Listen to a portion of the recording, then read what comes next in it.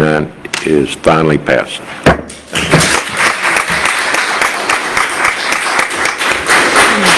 Thank you, Councilmember Thomas.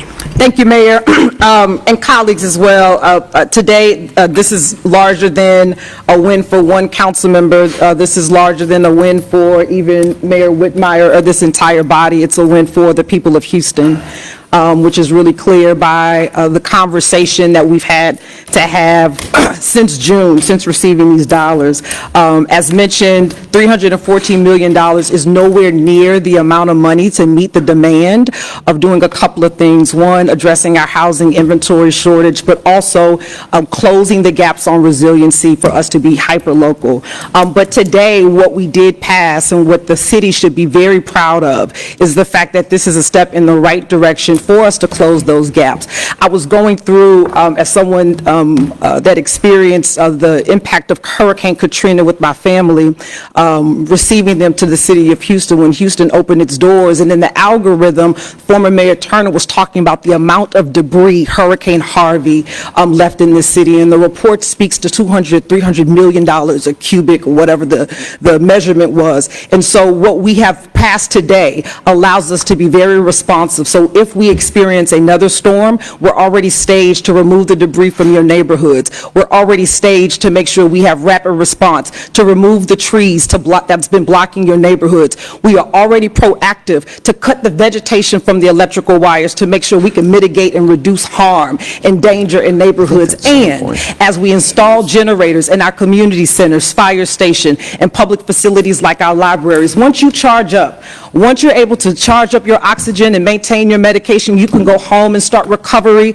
with additional dollars in your own neighborhood. This is something that we all should be proud of. I personally want to acknowledge Texas Housers, the Texas Organizing Project, the Houston Area Urban League, every civic club member, super neighborhood member that participated on all of the virtual community engagement meetings of the Housing and Community Development Department. I also want to shout out the development departments, the housing department's willingness to extend and add additional engagement meetings to make sure that they had the pulse on what was happening from industry and residents that would benefit directly from these funds. I also want to shout out my colleagues who were willing to have a conversation with me about the entire package and the amendment. Councilmember Jackson, Councilmember Kamen in her absence, Councilmember Ramirez, Mayor Pro Tem Castex Tatum, and always Councilmember Pollard, who's always ready to tussle for some good trouble. I appreciate your support on this. But lastly, I want to talk about Mayor Whitmire. Happy birthday to you,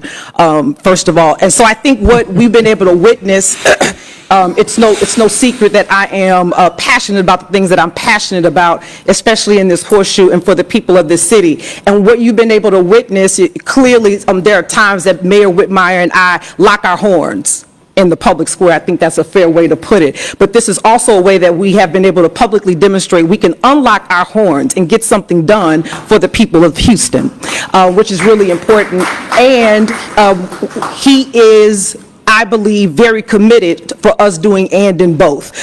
Investing in our neighborhoods by demonstration of his support, his open support of this amendment, and also building the infrastructure in our city to respond to resiliency. And let me say this, when Mayor Whitmire and I were talking about this amendment, I said, Mayor Whitmire, look, we could be Don King and Mike Tyson on this if you let it. And Mayor Whitmire said, well, I don't know who Mike Tyson and who Don King. So I don't know who's going to be who. So this is, we can walk confidently and celebrate this together, that we are really coming out as a duo on this, to have the mayor's support and also as chair of the housing committee and as a council member. But I think this is a model of how we move forward together, that we can fight in the public square, we can debate in the public square, but this is the work that you need to know, that your elected members are willing to do that fight for you at the end of the day. So congratulations, Houston. Congratulations, Mayor Whitmire. Thank you. To OEM, I have complete confidence in Director Mason's ability to get this plan done. It is aggressive on a limited timeline, and I have complete confidence in the Housing and Community Development Department that they're going to be able to increase our inventory multifamily. They'll be able to move on single-family repair, and I believe that they'll be more than willing to come before this body, present a plan, present metrics, evaluation, and how we do this work in this city, so we can remove the black eye around home repair and this this is finally something that we can celebrate. So thank you so much, and thank you for the opportunity to opine on this. Thank you. Mayor Pro Tem.